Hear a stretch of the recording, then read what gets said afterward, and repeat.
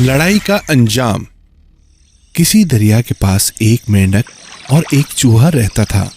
इनको वहां रहते मुद्दत हो गई थी, मगर इनकी आपस में बनती न थी।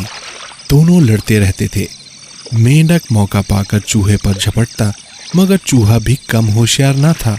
वो झट छलांग मारकर बचकर निकल जाता। इस तरह जब मेंढक बेखबर होता तो चूहा उस पर हमला कर देता। एक दिन मेंढक ने चूहे से कहा, इस तरह चोरी छुपे लड़ने से क्या फायदा? अगर हिम्मत है तो मैदान में आओ। ये सुनकर चूहे को भी गुस्सा आ गया। नथने फुलाकर बोला, तुम मुझे कमजोर समझते हो? लो, आ जाओ मैदान में। मेंढक और चूहा दोनों मैदान में आ गए। दोनों ने एक एक नोकदार सरकंडा ले लिया, मगर जो ही वो एक दूसरे पर हमला करने लगे, एक चील ऊपर से झपटी और दोनों को पंजों में दबाकर उड़ गई। आपस की लड़ाई का यही अंजाम होता है।